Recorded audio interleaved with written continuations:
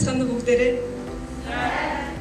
За намайг Номинзол гэдэг Өмнөгов аймгийн 70 цаад сумад төрж өссөн 1-р сургуулийг төгссөн.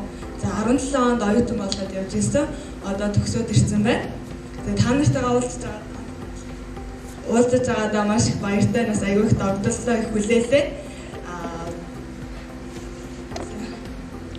За тэгээ Өмнөговт за би 1-р сургуулийг төгссөн гэсэндээ 1-р сургуульд байхдаа математикийн сонгоны ангид байсан. Математикийн сонгон байсан хизээч гэсэн англи хэлнийхээ хичээлд дуртай охин байлаа. За дээрэс нь гаранг хүртэл айгүй ичимхий, бүрэг, ер нь тэгэхээр байгаагүй мэддэгдэхгүй л нэг охин сууж идэг байсан. Дунд ангид оронгуудаа арай нэг нүүр хагараад хүмүүстэй ярьдаг болоод тэгвэл багш юм асуудаг штэ биднээс хичээл дундуур.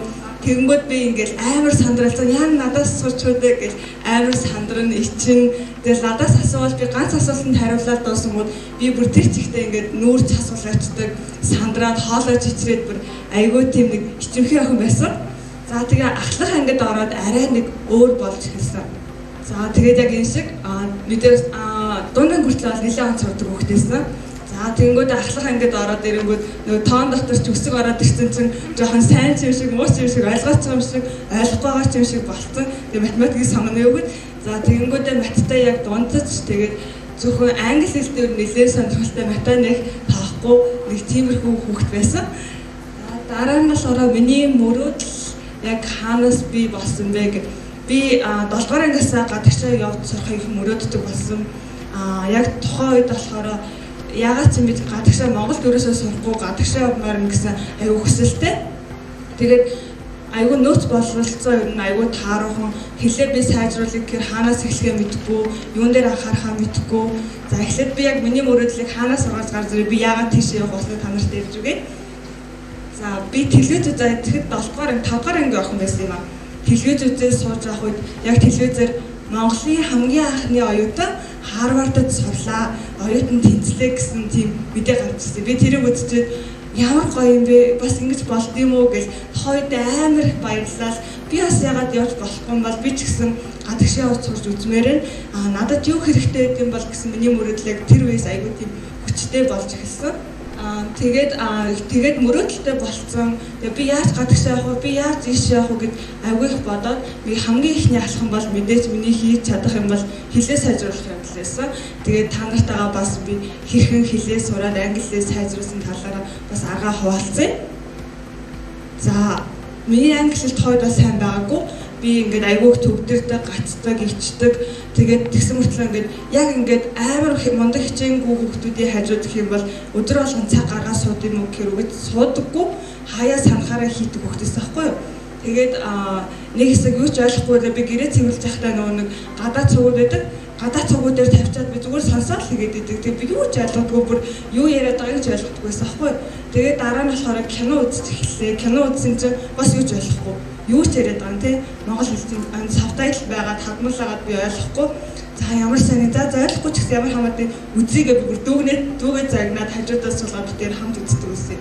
Тэгээд англи хэл ер нь орчны өөрийгөө хүрээсэн би бүх юм англи тэр яг хэлж сурах гэж байгаа хэлтэйгээ ингэж айгүй ойрхон болоод тэгээд тэрэн дээрээ англи хэл дээр юм уншдаг болоод кино үзээд дуу орой олгон дагаж дуулаад би ойлгохгүй өгнүүд юм бэ хит дагаж дуулаад ирэнгүүтээ ийм утгатай дуу байсан биш тэгээд ойлгохгүй болсон байсан. За тэгэнгүүтээ тэрний дараа тэмдэглэл бичдэг би өөрөө их тийм юм бичих дуртай байхгүй юм бичихтэй Монгол дээр авах бол англи хэл сайн биш ахтаа Монгол дээр өнөөдөр би тэглээ инглээ сэтгэл гонгод өнөөдөр намайг тэр ингэж гомдоол гэж юм уу те тэгээ бичдэг хүүхдээсэн сүүл рүүгээ би энийга англи дээр 1-2 өгүүлбэр бичиж эхэлсэн. Өнөөдөр би гонигтайсан, өнөөдөр би ажралтайсан, өнөөдөр би сургууль руу явсан гэх мэтлэн ингээд тэмдэглэл бичиж эхлээд миний хэлний чадвар тодорхой хэмжээнд сайжирсан те сайжраад би нөгөө телевизээр гарч байгаа юм ойлгодог болсон, дуугаа ойлгодог болсон, өөрийгөө жоох илэрхийлэхтэйгээ болсон. За тэгтэл надад нөөц боловсролцоо айгүй бага. За дээрэс нь энд байхад англи хэлний ярианы клуб төвгөнгүүд тийм газар байхгүй. Би гадаад хүнтэй ярмаар тийм хүн байхгүй. За дээрэс нь болохоор надад байсан нөөц боловсролцоо юу вэ гэд бодоод ирсэн чинь та нар бүгдээ англи хэл орж байгаа те. Бүгдээ англи хэлний багштай те. биднэрт зориулагдсан тодорхой хэмжээний цаг өдөр болгон 7 хоногт 1-2 цаг байдаг. Би тэр цагийг үр дүнтэй ашиглаж эхлэе гэсэн шийдвэр төрсөн байхгүй юу? Тэнгүүдээ би гэртээ ингээд надад байдаг нэг хар тест ном. Тэрийг ингээд өдөрт ажиллаад тэрийг хийгээд ойлгохгүй маа би бүгдийг амар тодруулаад аваад англи хаан цагдраач. Багшаа би юм ойлгохгүй та надад нэг тайлбарлаад өгч. Гэт ойлгохгүй маа би шууд англи хэлнийхээ багшаас асууж хэлсэн. Дараа нь болохоор багшаа би ярьдаг болмоор байна. Яах вэ та надад туслаач. Хичээлээ бид нар 40 минут л байдаг шүү дээ. 40 минут та надад 5 минутыг зарцуулаад өгч. Би 5 минутанд тантай чатгаараа яриадгүй та надад хэдхэн асуулт асууж чадахгүй гэж би тэгсэн чинь манай багш айгүй нээлтүүлж өө тэгэл та гэж өглөөрэнгүүд өөчөө сайхан амарсан уу гэж англиар асуу. Би тэр наах ойлгохгүй юу гэдэг юм болоо багшаа. Тэр нь юу гэсэн үг юм бэ? How did you sleep гэдэг чинь яаж унтсан бэ гэдэг юм уу? Сайхан амарсан юм уу гэдэг юм уу? Би тэр чинь ойлгохгүй шүү дээ. Тэгээд англи хэлнийхээ багшийг гуйгаад надад байсан эхний нөөц нь бол манай англи хэлний багш байсан. За тэр англи хэлний хичээлийг би тэгэхээр өөртөө ашигтайгаар эргүүлж хэлсэн гэсэн. Хоёр дахь нь болохоор үнгүй ярианы клуб. За сайн дурын англи хэлний одоо нэг намайг байх үед глобал паспорт гэж байдаг ус одоо байдгүй. Тэнд болохоор гадаад багш нар авчирдаг байсан байхгүй юу? Англи хэлний үнгүй ярианы клуб байдаг гэдэг. Тэрэн дээр тийм дуулангууд би дандаа очиод гадаад хүн байл өө сайн мэн үү гэж чатгаараа ингээд хэдэн минутыг ингээд айгүй хийж зарцуулаад очиод ярьдаг байсан. Ахад нэг нь болохоор би 7 сарыг айгүй хүлээдэг гэсэн. Яагаад гэхээр 7 сар бол наадам болдог. Тэгээ ялангуяа 7 сар наадмаар жуулчд айгүй байдаг. Цэнгэлдэх биш дээ. Цэнгэлдэх мэдэнтэй бүгдээрээ цэнгэлдэх дээр болохоор жуулчд айгүй сонирхоод нөгөө нэг 93 наадам гэж юу юм гээл айгүй явж идэг байхгүй юу? Тэр үеэр нь би айгүй очиод гадаад хүн харангуудаа баярлал. Сайн мэн үү намайг тэр гэдэг би ингээд англи хэлнийхээ дуудлагыг сайжруулах гад би ингээд англи хэл сурж байгаамаа тантай хэдэн минут ярилцчихдаг уу гэж би айгүй их тэгж явдаг гэсэн байхгүй юу? Тэгээд яриад гадаадуудтай ерөнхийдөө яаж ярилцах хэрэгтэй, яриан дээрээ би хаана харах хэрэгтэй гэдгийг ойлгодог болсон. За дараагийнх нь болохоор ингээд би ийм 3 өөрт байгаа хамгийн ойрхон байгаа 3 өөр нөөц боловцоод ашиглаад англи хэлээ сайжруулж эхэлсэн гэсэн. За ингээд би англи хэлээ нэлээд сайжруулчлаа. Тэгээд бүх ер нь ингээд өөртөө байгаа нөөц боловцоо юу байгаагаа мэдээд авчлаа. Тэгээд төгсөх анги төгссөн ахлах ангид би гадагшаа явмаар байгаа. Би одоо тэг яах хэрэгтэйг мэдгүй сургуулаа хайж эхэлсэн. Сургуулиудыг судалж үзлээ. Миний мөрөөдөл чинь Харвард. Тэгээд надаас бол үнэхээр хос тухайд бол айгүй ойрхон юм шиг санагдаад яг ингээд бодит байдал дээрээ тулгуурлаад үзэх юм бол жоохон хол зүйл. Гэтэ яах вэ гэд би айгүй том мөрөөдөж ирсэн байхгүй юу? Энэ мөрөөдөл маань бүр хүчтэй болох нэг шалтгаан надад нэг хүн манай сургуулийн хүн байдаг байхгүй юу? Чи ямар амар том мөрөөддөй жоохон хөрсөн дээр бууз итгэж чиний мөрөөдөл чинь бүтэхгүй шүү дээ гэж хэлчихсэн байхгүй юу? Тэнгүүд нь би тухайд амар ингээд шаналхаад тэгээд жоохон гомдоод яагаад ингэж хэлж байгаа хөдөөнийх ч гэсэн те бид нэр ингээд яг хөдөө гэсэн нэг тийм нэг тайтл байдаг ч гэсэн явж болно шүү дээ. Яагаад болдгоо ингээд тэр үеэс миний мөрөөдөл айгүй тийм хүчтэй асч эхэлсэн гэж хэлж байна. Тэгээд тэр үеэс айгүй сайн хичээгээд би ямар ч л байсан явна хаас би ямар л гэсэн бол явна гэд ер нь айгүй их ингээд хичээж эхэлсэн. Тэгээд сургуулиудаа хайж эхлээд надад хэлний оног хэрэгтэй юм байна. Эсээ бичдэг байх хэрэгтэй юм байна. Ярьдаг байх хэрэгтэй юм байна гэж айгүй олон зүйлс гарч ирсэн л дээ. Тэгээд Улаанбаатар руу тэгж их яваад байхгүй болохоор яг энэ дотор өмнөх дотор юу байдаг бол гэж хайж судлаад ямар сургууль ямар тэтгэлэг байдаг юм бол гэж Education USA Center гэдэг төв намсаар байдаг шүү дээ. Англи хэлний би тийш айгүй явдаг гэсэн. Тэн дээр TOEFL-ийн IELTS-ийн номнууд тэн дээр очиод айгүй юм хийдэг. Очиод хийхгүй ч гэсэн тэр номыг дэлгэж сууж ямар хөө тестийн бүтцтэй юм бол гэж хараа суудаг гэсэн байхгүй. Тэгээ нэг өдөр зарлалын самбар дээр нэг тэтгэлгийн мэдээлэл байгаад би тэрийг харцаа за би шиг оролдоод үзье, явуулаад үзье гэд өргөдлөө бэлдээд тэнгүүдээ за эхнийх нь би сургууль хайж гисэн те дараа нь шаардлагуудыг хайж гисэн. Шаардлага дээр нь чинь TOEFL-ийн чи тэдэн оноотой байх хэвээр, IELTS-ийн тэдэн оноотой байх хэвээр гэд шаардлагууд эсээ чинь тийм байх хэвээр чамаас ийм шаардлагатнаа гингүүд би өөртөө яг одоо бодит байдал дээрээ тулгуурлаад надад юу нь байна, юу нь байхгүй байна гэдэг дээр харьцуулалт хийж эхэлсэн. Харьцуулалт хийж эхлээд за би ийш ямар ч гэсэн оролдоод үзээ те би авдаг ч авахгүй ч гэдэг. За тэр үед болохоор Булгар дахь Америкийн сургууль гэж хэлсэн баха тэр сургууль руу apply хийжсэн. Яг тэр Education USA дээр ихэвчлэн тэр нөгөө нэг заншлагдтын тэтгэлэг. За тэгээд эсээгээ бэлдэж эхлэе, өргөлөө бэлдэж эхэлсэн. Эсээгээ бичих гэж би 7 хоног нойрог байсан. эхний нэг за бичиж дуусаад ингээд харангууд ялсах юм амар их гарч ирнэ.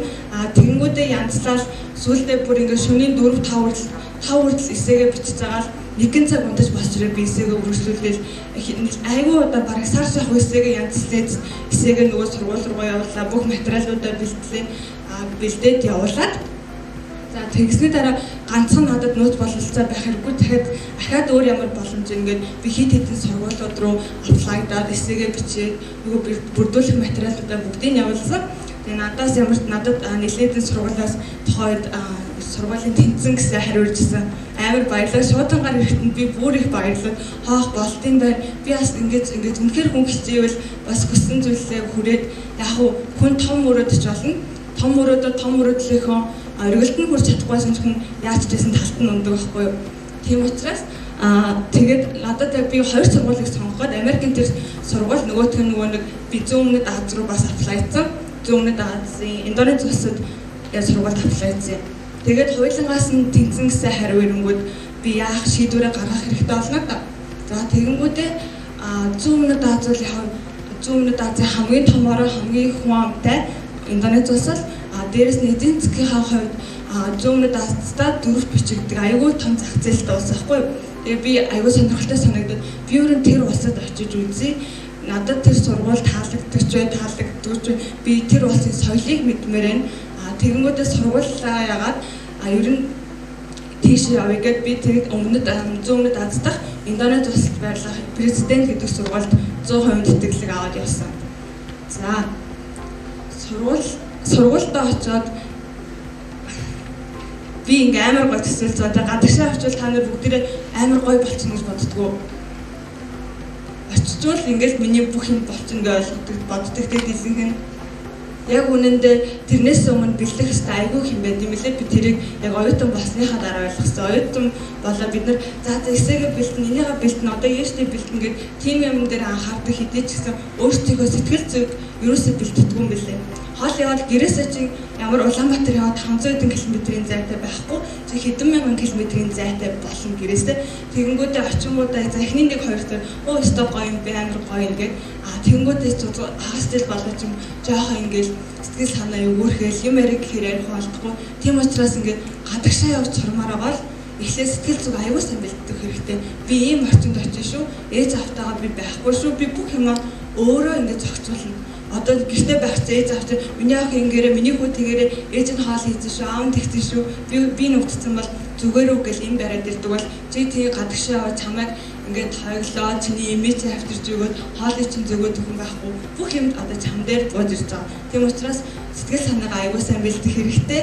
Тэгээд сургуулаа зөв сонгоод тэгээд тэрийг судалгаагаа хийгээд аягүй сайн явах хэрэгтэй.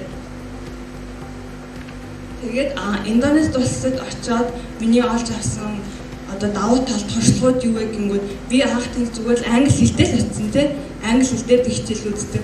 Тэгээ гадаад найзуудтай болсон. За эхнийх нь болохоор ялч би айгүй олон гадаад найзуудтай болсон. Гадаад хүмүүс бол яг бид нартай адилхан сэтгэдэг. Тэгэнгүүт тэд нартай ярахад ямар гоё байдаг тийм ямар тэдний санаа байна. Айгүй нээлттэй харилцаж эхэлсэн. Гадаад хүмүүс гэдэг чинь бидрийг биддэг шиг юм хүн байд юм биш үү? Тэ хятадууд гингүүд бас монголчууд муухай гэдэг тэ яг үндэ би очиод аягуусаа хятад найзтай болсон надад бүр дандаа тусалдаг. Тэр үеэс би ингээд яг нэг гадаадуудыг хардаг байсан тэр өрөөсөл ойлголт маань бүр юмсан үгүй болсон. Хоёр дахь даваа тал нь юу гэвэл би англи хэлээс гадна Индонез хэл сурсан. Индонез хэл сураад ярьдаг болоод хятад найзуудтай болоод тэгвэл хятад хэл чинь нэр амар гоё юм биш үү? Нэр англи хэлээс илүү хятад хэлээр ярьдаг хүний тоо чинь дэлхийд дээр илүү хэд юм байна. Хятад хэлсэнд сонирхолтой болоод тэнд байх хугацаанд би нэмэлт 2 хэлний талаар ойлголттой болсон.